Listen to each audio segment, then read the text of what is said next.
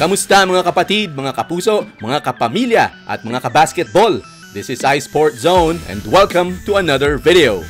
Pag-uusapan natin ngayon ang kamakailan lang ay umiikot na usap-usapan na si Doc Rivers daw ang susunod na magiging coach ng Los Angeles Lakers. Pero malamang mga kabasketball na nabalitaan nyo na rin na hindi na ito natuloy dahil nagkasundo na ang may-ari ng Los Angeles Clippers na i-extend ang kontrata nitong si Doc Rivers. Pero kaugnay dyan ay may umiikot na usap-usapan na may nagsabi daw kay Doc Rivers na huwag niyang tanggapin ang head coaching job sa Los Angeles Lakers dahil sasakit lang daw ang kanyang ulo. Ano kaya yung magpapasakit ng ulo niya? O baka sino kaya ang magpapasakit ng ulo ni Doc Rivers? Kalat na at halos sigurado na mga kabasketball na dahil sa nangyari sa Lakers ngayong season na ito ay matatanggal itong si Luke Walton. Isa sa napapag-usapang kapalit ay ang dating coach ni LeBron James sa Cleveland Cavaliers na si Ty Lue.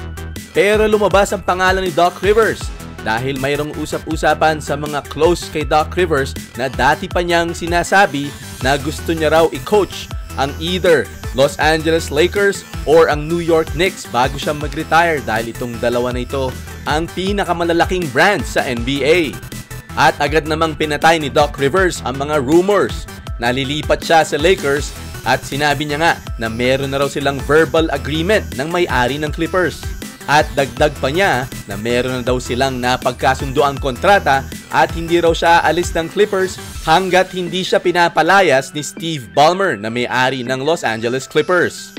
Pero may report si Michael Wilbon ng ESPN, mga kabasketball, na nagsasabi na may mga tao daw na close kay Doc Rivers na sinabihan siya na wag daw niyang tanggapin ang coaching job sa Lakers dahil daw si LeBron James ay hindi nagpapa-coach. Minsan nang lumabas ang balita na sinasabing si LeBron daw ay isang coach killer at parang ayaw niyang nagpapa-coach sa isang veterano.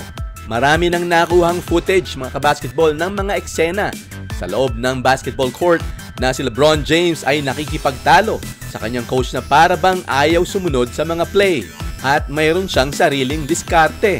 At kamakailan nga lang ay nabatikos siya dahil hindi siya sumasama doon sa huddle ng Los Angeles Lakers at nandun lamang siya sa isang sulok ng bench. Pero kahit may lumalabas sa mga ganyang balita, mga kabasketball, ay hindi natin basta pwedeng husgahan na lang si LeBron James. Maliban na lang kung tayo'y kasama ron sa team at talagang na-observe natin na ginagawa niya yon. Ang coach na pinakatumagal kay LeBron ay ang Filipino-American na si Coach Erik Spoelstra. Kaya kung ako ang tatanungin mga kabasketball, ay baka dapat ang habulin na lang ng Los Angeles Lakers ay ang Filipino-American coach na si Spoelstra. Dahil nakadalawang championship naman ang tandem na ito, ay siguro dapat bago mag-retire si LeBron ay magkatrabaho uli sila ni Coach Erik Spoelstra. Anong masasabi nyo dyan mga kabasketball? Isulat lang ang inyong mga reaction or comment sa ibaba. Like or share this video and don't forget to subscribe to this channel.